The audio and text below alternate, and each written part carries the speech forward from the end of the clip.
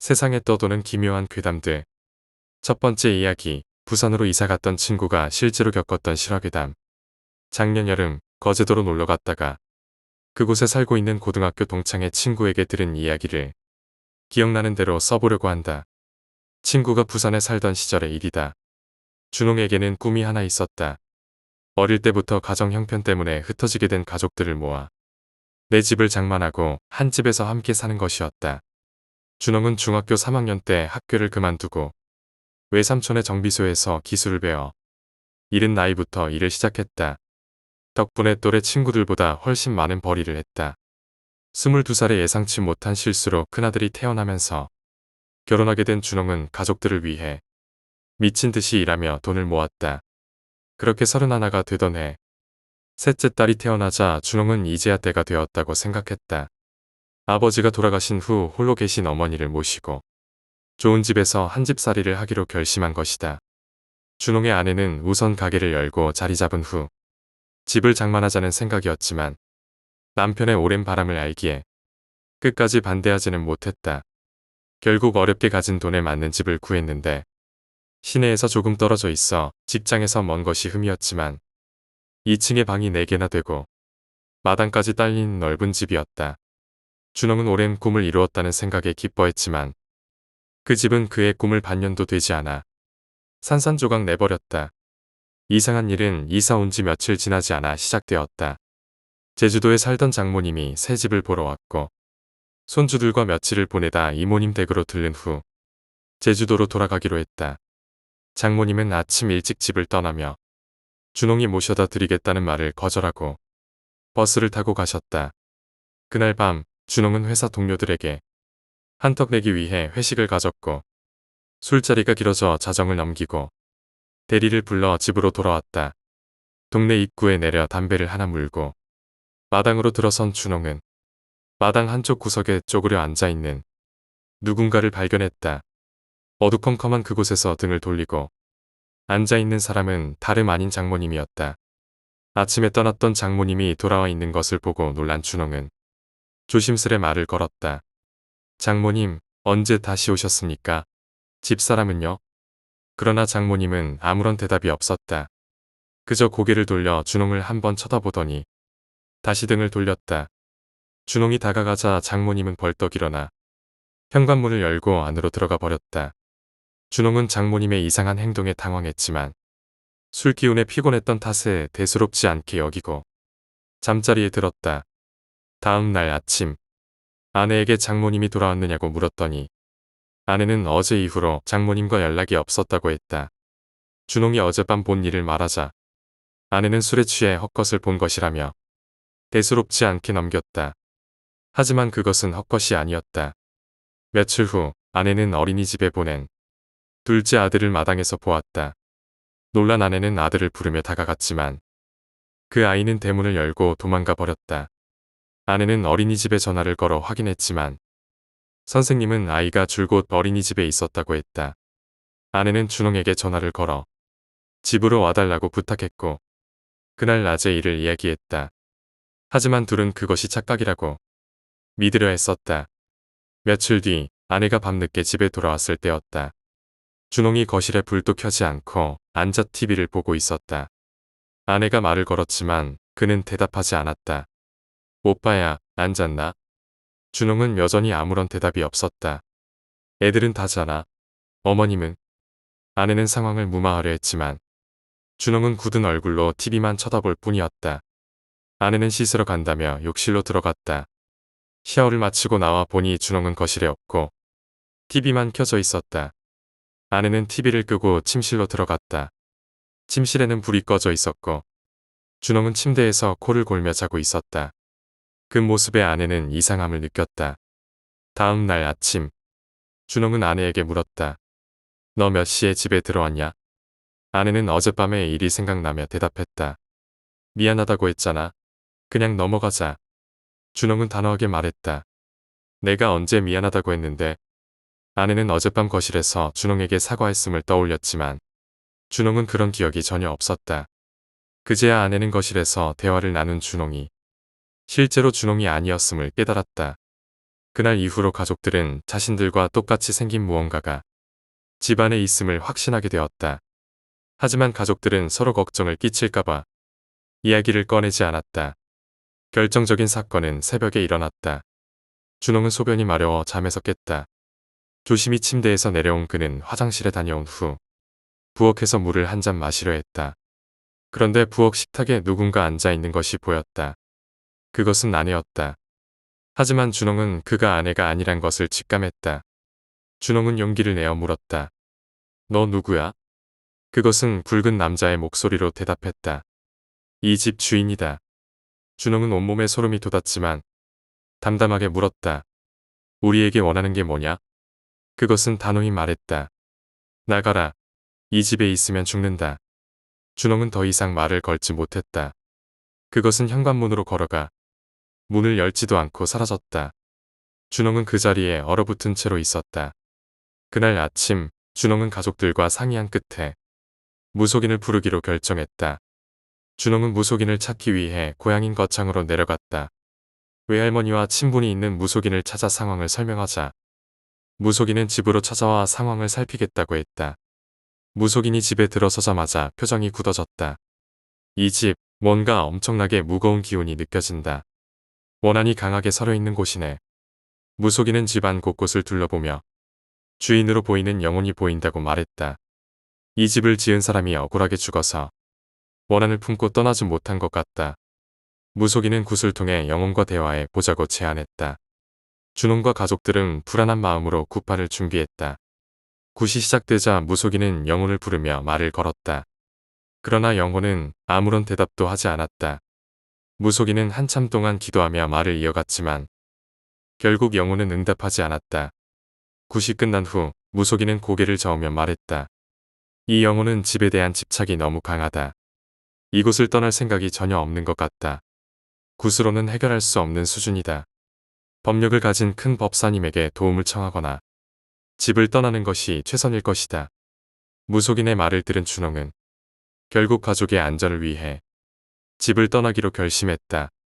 집을 급히 매물로 내놓고 가족들은 서둘러 짐을 정리했다. 이사를 떠나는 날, 준홍은 마지막으로 집을 돌아보았다. 그는 부엌 식탁에서 자신을 바라보는 무언가의 시선을 느꼈다. 준홍은 가족들과 함께 집을 떠날 준비를 서두르고 있었다. 짐을 정리하며 온갖 찝찝한 기분이 들었지만 그들은 그 기분을 무시하려고 애썼다. 마지막으로 짐을 싣고 집을 나오려던 순간 문득 준홍은 거실 창문 밖에 누군가 서 있는 것을 보았다. 검은 형체가 창문을 통해 준홍을 뚫어지게 바라보고 있었다. 아무도 그 존재에 대해 말하지 않았지만 온 가족이 그 시선을 느끼고 있었다. 현관문을 닫고 나서도 준홍은 그 검은 형체가 창문에 그대로 서 있다는 것을 느꼈다. 그는 뒤돌아보지 않았다. 그 집에서 떠나온 뒤 준홍의 가족은 새로운 아파트로 이사했다. 그러나 그곳에서도 평온은 오래가지 않았다. 이삿짐을 풀고 있던 날, 아이들 방에서 이상한 소리가 들렸다. 문을 열고 들어갔을 때 아무도 없었지만 아이들이 가지고 놀던 장난감들이 방 한가운데에 가지런히 놓여 있었다. 누군가 일부러 정리한 것처럼 보였다. 그날 밤 준홍은 이상한 꿈을 꾸었다. 그는 전 집으로 다시 돌아가 부엌에서 자신을 뚫어지게 쳐다보는 형체 없는 무언가와 마주했다. 그것은 이번엔 굵은 목소리로 말하지 않고 조용히 손짓만 했다. 돌아와라. 준홍은 그 손짓을 무시하고 부엌 밖으로 도망쳤다. 그러나 꿈속에서도 그는 그 손짓이 계속 따라다니는 것을 느꼈다. 준홍의 몸이 이상하게 무거웠고 그는 회사에 가지 못했다. 몸에 무언가가 얹혀있는 듯한 기분이었다. 아내는 준홍에게 어디 아픈 건 아닌지 물었지만 준홍은 말하지 않았다. 그날 밤 아이들이 갑자기 깨어나 울기 시작했다. 방에 달려가 보니 아이들이 문 쪽을 향해 손가락질하며 울고 있었다. 아빠, 문에는 누가 있어? 준홍은 문을 열었지만 복도에는 아무도 없었다. 그럼에도 아이들은 한참을 울며 무언가가 그들을 쳐다보고 있었다고 말했다. 준홍은 아이들을 진정시키고 난 후에도 문 밖에서 무언가가 자신을 지켜보고 있다는 기분을 떨칠 수 없었다. 그는 다시 무속인을 찾기로 했다. 이번에는 이전보다 더 강한 법력을 지닌 법사를 찾아 도움을 요청했다. 법사는 준홍의 이야기를 듣고 한참 동안 조용히 듣고만 있었다. 그 후 법사는 준홍의 이사간 집으로 찾아와 정화의식을 시작했다. 의식 도중 법사는 갑자기 손을 멈추고 말했다. 그것은 단순한 원한이 아니다. 이 가족을 따라다니며 집착하는 존재다. 무언가를 지키려는 것 같지만 그것이 무엇인지는 알 수 없다. 법사는 그 영혼이 완전히 사라지지 않을 것이라고 말했다. 너희 가족 중 누군가가 그 존재에게 강하게 끌려 있다. 아마도 그 집에 사는 동안 강하게 얽히게 된 것이다. 법사의 말은 준홍을 더욱 불안하게 만들었다. 그는 가족 중 누군가가 이 존재와 얽혀 있다는 사실을 도저히 받아들이기 어려웠다. 법사는 의식을 마치며 경고했다. 이 존재는 너희가 도망친다고 해서 쉽게 너희를 놓아주지 않을 것이다. 완전히 끊어내지 못하면 어디를 가든 따라올 것이다. 준홍은 이사한 집에서도 그 존재가 계속해서 자신들을 지켜보고 있다는 강렬한 느낌을 받을 수 있었다. 그날 밤 준홍은 복도에서 이상한 소리를 들었다. 무언가 끌리는 소리와 발소리가 작은 아이 방 근처에서 들렸다. 조심히 복도로 나가자 복도 끝에 뭔가 서 있었다. 그것은 검은 형체였고 고개를 옆으로 기괴하게 꺾은 채 준홍을 바라보고 있었다. 준홍은 얼어붙어 아무것도 하지 못했다. 그 형체는 서서히 준홍 쪽으로 다가왔다. 너희는 나를 떠날 수 없다. 굵은 목소리가 들렸고 준홍은 뒤로 물러서며 문을 닫았다. 아내와 아이들에게는 이 사실을 말하지 않았지만 그의 불안은 점점 더 커졌다. 며칠 후 아내가 주방에서 설거지를 하던 중 등 뒤에서 누군가 서 있는 느낌이 들었다. 처음엔 아이들 중 하나가 장난치는 줄 알았지만 뒤돌아보니 아무도 없었다. 그 순간 등 뒤에서 낮게 웃는 소리가 들렸다. 아내는 놀라서 접시를 놓치고 소리를 질렀다. 준홍은 급히 달려와 무슨 일이냐고 물었지만 아내는 말을 잇지 못했다. 여기 뭔가 있어. 우리를 보고 있어. 아내의 말을 듣고 준홍은 더 이상 이 상황을 숨길 수 없었다. 그는 아내에게 자신이 본 것과 그동안 느껴왔던 이상한 기운에 대해 털어놓았다. 그날 밤 가족들은 모두 거실에서 모여 잠을 자기로 했다. 하지만 밤새도록 이상한 소리가 집안을 맴돌았다. 어디선가 들려오는 낮은 속삭임과 뭔가 부딪히는 소리가 계속 들렸다. 준홍은 자고 있는 가족들을 보며 어떻게 해야 할지 알 수 없었다. 그는 다시 법사를 찾아갔다. 법사는 준홍을 보자마자 말했다. 그 존재가 너희 가족에게 더 깊이 얽히고 있다. 더 이상 여기서 지체하면 심각한 일이 생길 것이다. 법사는 마지막으로 강한 의식을 준비하겠다고 했다. 준홍은 법사의 조언에 따라 의식에 필요한 준비물을 사들이고 의식을 진행했다. 법사는 의식 중에 갑자기 멈춰섰다. 그는 놀란 표정으로 말했다. 이건 단순한 원한이 아니다. 이건 오래전부터 이 땅에 묶여 있던 것 같다. 이 장소에 깊은 상처를 남긴 존재다. 그것이 내 가족을 통해 다시 힘을 얻으려 하고 있다. 법사는 준홍에게 강하게 경고했다. 이 존재는 단순히 너희를 내쫓으려는 것이 아니다. 너희를 통해 더 강해지려 한다. 이를 막지 못하면 가족 중 누군가가 심각한 위험에 빠질 것이다. 법사의 말은 준홍을 더욱 절박하게 만들었다. 그는 어떻게든 이 존재를 떨쳐내기 위해 법사가 시키는 대로 의식을 진행했다. 의식이 진행되는 동안 집안 곳곳에서 이상한 소리가 들리기 시작했다. 어디선가 벽을 긁는 듯한 소리와 아이들이 웃는 듯한 기괴한 웃음소리가 섞여 들렸다. 법사는 준홍에게 소리쳤다. 절대 밖을 보지 마라. 지금 그것이 너희를 시험하고 있다. 그러나 아이들 방에서 큰 소리가 나자 아내가 비명을 질렀다. 애들 방에서 무슨 일이야? 준홍은 법사의 만류를 무시하고 아이들 방으로 뛰어갔다. 문을 열었을 때 방 안에는 아무도 없었다. 그러나 방 한가운데에는 아이들의 인형과 장난감들이 삼각형 모양으로 가지런히 놓여 있었다. 갑작스러운 차가운 공기가 방 안을 휘감았다. 그 순간 준홍은 누군가 그의 뒤에 서 있는 것을 느꼈다. 그것은 낮게 속삭였다. 내가 나를 막을 수 있을 것 같으냐? 준홍은 소름이 돋아 몸을 돌렸지만 아무것도 보이지 않았다. 그는 서둘러 방을 빠져나와 법사에게 돌아갔다. 법사는 준홍을 보며 말했다. 너무 늦었다. 이 존재는 이미 너희 집에 깊이 자리 잡았다. 법사는 의식을 마무리하며 준홍에게 마지막 조언을 했다. 이 집을 완전히 버리고 떠나라. 이곳에 더 머물면 너희 가족에게 돌이킬 수 없는 일이 생길 것이다.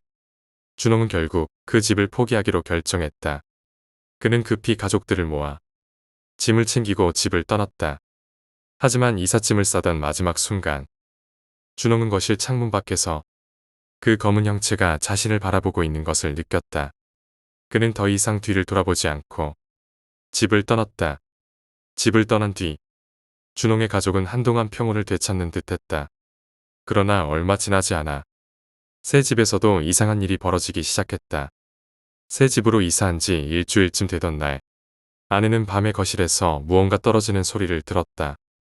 놀라서 불을 켜보니 아이들 방 문이 살짝 열려 있었다.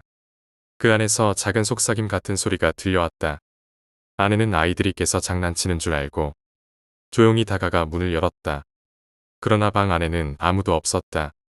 아이들은 깊이 잠들어 있었고 방 한가운데에 있던 장난감 몇 개가 벽 쪽에 쌓여 있었다. 그 모습에 아내는 등골이 서늘해졌지만 스스로를 진정시키며 방에서 나왔다. 다음 날 준홍이 회사에 간 사이 아내는 아이들과 함께 집에 있었다. 아내는 낮잠을 자려다 거실에서 이상한 발소리를 들었다. 문을 열고 나가보니 거실에 아무도 없었다. 그러나 부엌 쪽에서 무언가 끌리는 듯한 소리가 작게 들렸다. 아내는 조심스럽게 부엌으로 갔다. 부엌 식탁에는 어젯밤 보았던 검은 형체가 고개를 숙이고 앉아 있었다. 그것은 고개를 천천히 들더니 아내를 바라보며 낮은 목소리로 말했다. 왜 여기에 왔느냐? 아내는 뒤로 물러섰지만 그 존재는 움직이지 않았다. 그저 아내를 노려보며 기괴한 미소를 지었다. 아내는 비명을 지르며 아이들 방으로 달려가 문을 잠갔다. 그리고 준홍에게 전화를 걸어 빨리 집으로 돌아오라고 했다. 준홍이 집에 도착했을 때 아내는 문을 열어주며 말했다. 여기에도 있어. 우리를 따라왔어. 준홍은 아내가 본 것을 자세히 물었고 그 순간 자신이 느꼈던 이질적인 기운과 아내의 이야기가 일치한다는 것을 깨달았다. 그날 밤 준홍은 집안 곳곳에 이질적인 기운이 느껴지는 것을 확실히 알게 되었다. 어디선가 들려오는 낮고 가늘게 속삭이는 소리, 무언가가 뒤에서 지켜보는 듯한 오싹한 느낌이 계속되었다. 준홍은 법사를 다시 찾아갔다. 법사는 긴 한숨을 쉬며 말했다. 그 존재는 이미 너희와 연결되었다. 단순히 집을 떠나는 것으로는 해결되지 않을 것이다. 법사의 말에 준홍은 막막함을 느꼈다. 연결되었다고요? 그러면 이제 어떻게 해야 합니까? 법사는 고개를 천천히 저으며 말했다. 그것은 단순히 집에 묶인 존재가 아니다. 너희 가족의 기운과 결속된 상태다. 이대로 두면 그 존재가 점점 더 강해질 것이다. 준홍은 가족을 보호하기 위해 무슨 일이든 해야 한다는 결심을 굳혔다. 법사는 최후의 방법으로 더 강력한 의식을 준비하겠다고 했다. 준홍은 집으로 돌아와 아내와 아이들에게 이번 의식이 끝나면 모든 것이 해결될 것이라고 안심시켰다. 그러나 준홍조차도 그 말에 확신을 가지지 못했다. 의식은 집안에서 진행되었다. 법사는 집안 구석구석을 다니며 경문을 외우고 부적을 붙였다. 아이들과 아내는 거실 한가운데에 모여 있었고 법사는 준홍에게 절대 아이들 곁을 떠나지 말라고 했다. 의식이 절정에 다다르자 갑자기 집안의 온도가 급격히 떨어졌다. 등 뒤에서 기분 나쁜 한기가 느껴졌고 어디선가 낮고 끈적한 목소리가 들려왔다. 내가 떠날 것 같으냐? 준홍은 뒤를 돌아보고 싶었지만 법사가 외친 경고가 머릿속에 울렸다. 어떤 일이 있어도 돌아보지 마라. 그러나 그 존재는 포기하지 않았다. 이번엔 아이들을 겨냥했다. 아이들 방에서 갑자기 큰 소리가 나며 문이 저절로 열렸다. 방 안에서 뭔가가 끌려 나오는 듯한 기괴한 소리가 들렸다. 아내는 비명을 지르며 아이들을 꼭 끌어안았다. 애들 방에 무슨 일이 일어나는 거야. 준홍은 침착하려 했지만 자신도 점점 더 강한 공포에 휩싸이고 있었다. 그때 법사가 큰 소리로 외쳤다. 그것이 지금 집안에서 마지막 발악을 하고 있다. 절대 흔들리지 말아라. 갑자기 거실에 있던 불이 꺼지고 모든 것이 깜깜해졌다. 집안에 있던 모든 문이 덜컹거리는 소리를 내며 닫혔다. 그 어둠 속에서 준홍은 누군가가 자신의 코앞까지 다가온 것을 느꼈다. 찬 숨결이 느껴졌고 낮은 목소리가 귓가에 속삭였다. 내가 이겼다고 생각하지 마라. 순간 법사가 경문을 외우며 강하게 부적을 내던졌다. 이 집을 떠나라.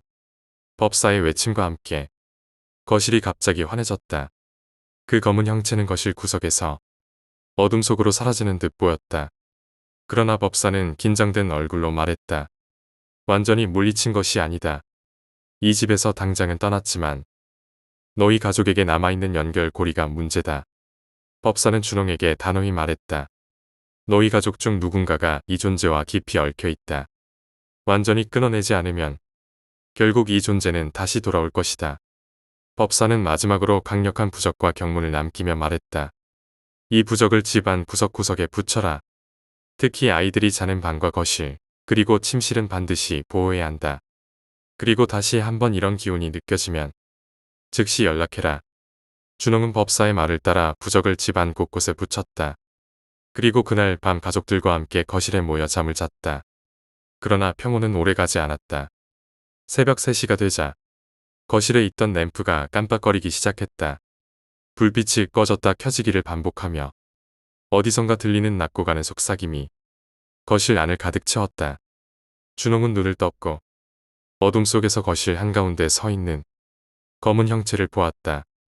그 형체는 천천히 움직이며 준홍의 가족을 하나하나 살펴보는 듯했다.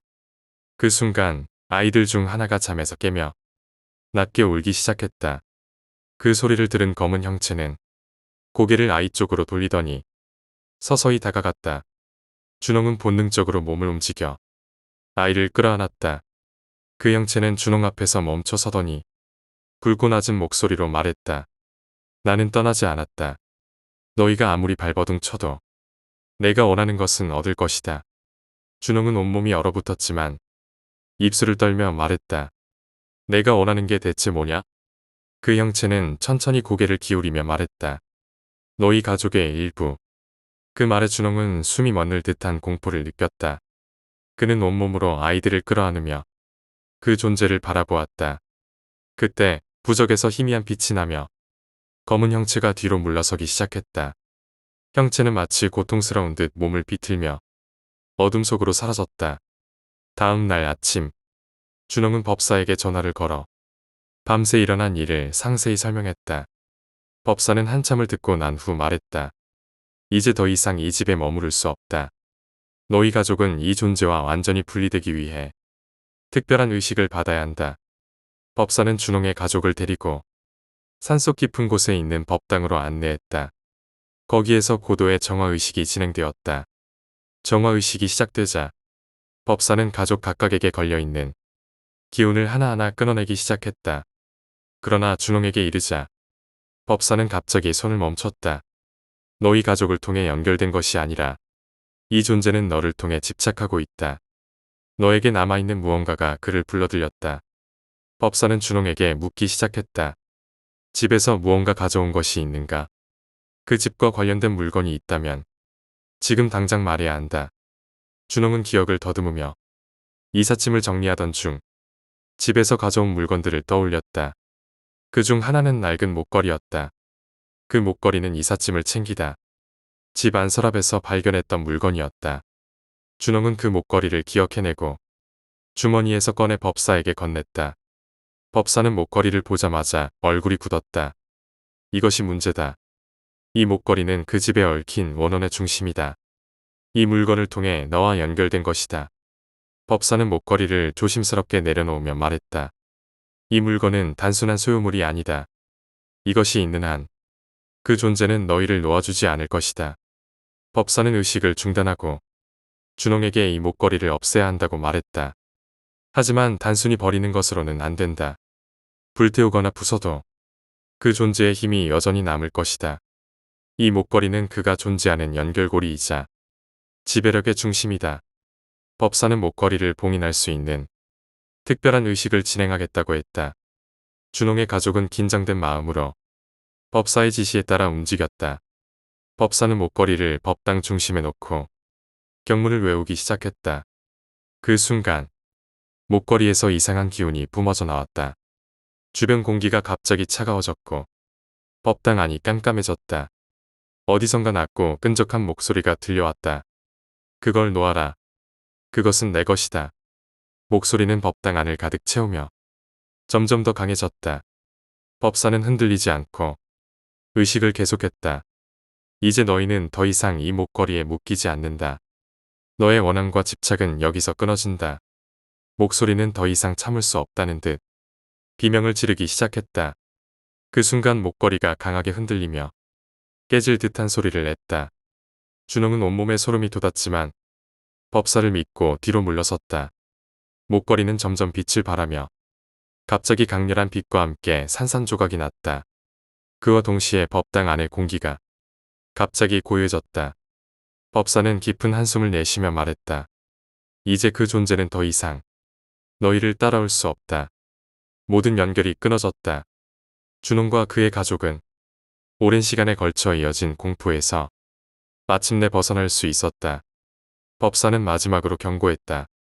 앞으로 이와 같은 일이 다시는 없도록 이사가는 집에서도 의식을 치르고 정화 작업을 반드시 해야 한다.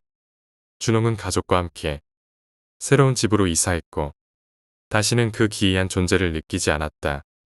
하지만 그는 가끔씩 그날 목걸이가 부서지며 뿜어냈던 비명 같은 소리를 떠올리며 등골이 오싹해지곤 했다. 두 번째 이야기, 짐승. 내 왼손 위에는 신문지로 덕지덕지 쌓인 고기가 한 덩이 있다. 나는 조심스럽게 오른손으로 고기를 감싸고 있는 신문지를 한 겹 한 겹 벗겨본다. 축축하다 못해 습기에 젖은 신문지가 벗겨질 때마다 어디선가 짐승들이 내 주위로 몰려든다. 앙상한 몸에 배만 볼록 나온 짐승들은 내 손 위의 고기를 보며 길고 긴 혓바닥을 내밀고 침을 흘린다. 나는 그 모습을 보고 불쌍하다는 생각에 고기를 조금 떼어 던져준다. 그러자 짐승들은 서로 아웅다웅 뒤엉키며 고기를 차지하려고 난리법석을 피운다. 고기가 누구의 아가리로 들어갔는지 모를 정도로 싸움이 끝난 뒤 짐승들은 지저분해진 몸뚱이를 이끌고 다시 내 앞으로 온다. 이번에는 조금 더 큰 고기를 떼어 던지자 짐승들은 또다시 서로 뒤엉킨다. 그들이 고기를 다 먹은 뒤 나는 아무 말 없이 신문지로 고기를 다시 감싸자 짐승들은 나와 신문지 뭉치를 번갈아 바라보더니 다시금 나를 등지고 어디론가 떠난다. 나는 그들을 따라가기로 한다. 뒤에서 본 그들의 모습은 더욱 기괴하다. 갈비뼈가 도드라지게 보이는 앙상한 몸통의 복수가 찬 듯 배만 볼록하다. 내 다리에는 근육과 살이라고는 찾아볼 수 없으며 몸통에는 털조차 없다. 털이라곤 대가리 언저리에 듬성듬성 검게 남아있을 뿐인데 그것마저 윤기 없이 거칠고 뻣뻣하게 곤두서 있다. 꼬리는 잘려나간 듯 흔적조차 없다. 얼마나 걸었을까?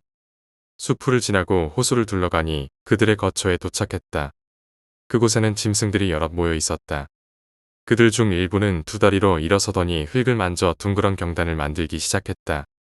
그 흙덩이는 기분 나쁜 누런 기름덩이로 변하며 바닥에 지저분한 유분을 흘렸다. 그 모습을 본 다른 짐승들은 그 기름덩이를 핥고 빨며 흥분하기 시작했다. 자신의 치부와 배를 드러내며 바닥을 뒹굴었다. 흙덩이를 만든 짐승도 기름덩이를 연신 빨아대며 똑같은 행동을 반복했다. 그들의 배가 볼록하게 나오는 이유를 단번에 알 수 있었다. 나는 그 광경을 오랫동안 지켜보았다. 그들은 다른 것은 먹지 않고 기름덩이를 만들어 서로 나눠 먹으며 살아가고 있었다. 그 흙덩이 속에는 벌레, 돌, 지렁이 같은 온갖 지저분한 것들이 들어있었다. 그것을 만든 짐승이 흙덩이를 굴려 기름덩이로 만들면 다른 짐승들이 몰려들어 그것을 먹고 바닥을 뒹굴었다. 그러나 흥미롭게도 특정한 짐승이 만든 기름덩이를 더 선호했다. 그렇지 않은 짐승이 만든 기름덩이는 쳐다보지도 않거나 몇 번 맛을 보고는 외면했다. 특이한 몇몇 짐승들은 흙덩이가 아니라 나무에 걸린 빨간 열매나 약초, 석청 같은 것을 가져와 경단을 만들었다. 그런 경단은 단단한 껍질로 쌓여 숙성되었는데 그 향기는 멀리서도 느낄 수 있었다. 그러나 대부분의 짐승은 그런 경단을 장난감처럼 몇 번 굴리다 시궁창으로 던져버렸다. 그것을 만든 짐승들은 두 발로 걸어 그곳을 떠났다.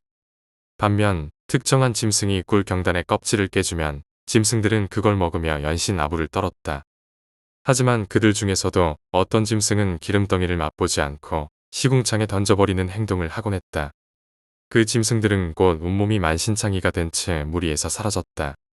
마지막으로 나는 신문지로 덮은 고기를 들고 그들 앞에 나아갔다. 신문지를 벗기자 짐승들이 내 앞에 구름처럼 몰려들었다. 고기를 조금 떼어 던져주자 짐승들은 고기 맛을 아는지 모르는지 서로 싸우며 먹었다. 고기 맛을 충분히 보여준 뒤 나는 고기를 다시 신문지로 싸서 바닥에 내려놓았다. 짐승들은 신문지 뭉치를 굴려보더니 결국 시궁창으로 던져버렸다. 그리곤 다시 네 발로 걸어 거처로 돌아갔다. 나는 그들을 바라보다가 두 발로 서 있던 나를 낮춰 네 발로 엎드린 채 그들 속으로 섞여 들어갔다. 짐승들 속으로 섞여 들어간 나는 그들의 움직임에 따라 천천히 몸을 낮추고 걸음을 옮겼다. 그들의 세계는 내가 상상했던 것 이상으로 기괴했다. 한 무리가 흙더미를 파헤치고 또 다른 무리는 무엇인가를 핥아먹으며 끊임없이 신음을 냈다. 그 중에서도 특별히 눈에 띄는 것은 몇몇 짐승들이 마치 의식을 치르듯 둥글게 모여 있었던 곳이다. 가까이 다가가 보니 그들은 누런 기름덩이로 만들어진 경단을 중앙에 놓고 있었다. 그 경단은 전에 보았던 것들과는 달리 크기도 크고 색도 더 짙었다. 그 주변의 짐승들은 기름덩이를 차지하려는 듯 날카로운 이빨을 드러내고 서로 으르렁거렸다. 중앙에 서 있는 한 짐승이 갑자기 두 다리로 일어서더니 경단을 발로 굴려가며 경고하듯 낮게 울부짖었다. 그 울음소리에 나머지 짐승들은 뒤로 물러났지만 곧 다시 기름덩이를 향해 다가왔다. 나는 그들의 움직임을 지켜보며 어떤 규칙이 있는지 파악하려 했다. 그 경단은 단순한 음식이 아니었다. 그들에게는 경단이 권력과 지위를 상징하는 물건처럼 보였다. 이것을 차지하는 자가 무리에서 가장 높은 위치에 서는 것 같았다. 몇몇 짐승은 기름덩이를 차지하지 못한 채 옆으로 밀려나 있었다. 그중 한 마리가 경단을 향해 성급히 돌진했지만 중심에 있던 짐승이 순식간에 날아올라 그 짐승의 목덜미를 물었다. 날카로운 비명소리가 어두운 숲을 가득 채웠다. 피가 튀고 공격당한 짐승은 더 이상 움직이지 않았다. 그 모습에 주변의 다른 짐승들은 겁을 먹고 뒤로 물러났다. 중앙의 짐승은 경단 위로 올라서더니 크게 포효했다. 그 포효가 끝나자 다른 짐승들은 모두 고개를 숙이며 복종의 표시를 보였다. 나는 이 광경을 지켜보며 이 무리의 생존 방식이 단순히 먹고 사는 것을 넘어선 복잡한 체계로 이루어져 있음을 깨달았다. 그들은 단순한 짐승이 아니었다. 나는 더 깊이 관찰하기로 했다. 중앙의 짐승이 경단을 굴리며 나아가자 나머지 짐승들은 뒤를 따랐다. 나는 최대한 들키지 않도록 거리를 유지하며 그들을 따라갔다. 그들이 도착한 곳은 더 큰 개울가였다. 그곳에는 이미 수많은 짐승들이 모여 있었다. 중앙의 짐승은 개울가 한가운데로 나아가더니 그곳에서 기름덩이를 개울물에 적셨다. 기름덩이는 물 위에 떠오르며 희미한 빛을 반사했다. 그 빛을 본 다른 짐승들이 흥분하며 울부짖었다. 그 짐승들은 서로 물고 뜯으며 기름덩이를 차지하려고 아수라장을 만들었다. 나는 그들의 움직임 속에서 점점 더 이상한 점을 발견했다. 그들은 마치 기름덩이에 중독된 것처럼 보였다. 눈이 풀리고 움직임이 점점 광기에 휩싸였다. 기름덩이를 먹은 짐승들은 다른 짐승을 공격하거나 자신의 몸을 핥히기 시작했다. 그 행동은 점점 더 심해졌다. 나는 이 상황이 단순한 먹이 경쟁이 아님을 직감했다. 기름덩이는 그들에게 독이었다. 나는 이 기괴한 장면을 더 이상 지켜볼 수 없었다. 이곳에서 빠져나와야겠다는 생각에 조심스럽게 몸을 돌렸다. 그 순간 중앙의 짐승이 내 쪽으로 시선을 돌렸다. 나는 그들의 시야에서 벗어나려고 숲속으로 몸을 숨겼다. 하지만 그 짐승은 나를 알아차린 듯 천천히 내 쪽으로 다가오기 시작했다. 그것은 두 다리로 서서 걸어왔다. 그 모습은 인간처럼 보였지만 기괴한 점이 많았다. 가까이 다가올수록 털이 없는 몸, 비뚤어진 관절, 그리고 빛을 반사하지 않는 검은 눈동자가 선명히 보였다. 나는 숨을 죽이고 한 발짝도 움직이지 않았다. 그 짐승은 내 근처에서 멈춰 섰다. 나는 온몸이 얼어붙는 느낌을 받았다. 그 짐승은 한참 동안 내 주위를 맴돌더니 갑자기 방향을 바꾸어 다시 무리 쪽으로 돌아갔다. 나는 그제야 안도의 숨을 내쉴 수 있었다. 하지만 이곳에 더 머물러서는 안 된다는 생각이 확고해졌다. 나는 서둘러 반대 방향으로 몸을 돌려 이 숲을 빠져나가기 위해 걸음을 재촉했다.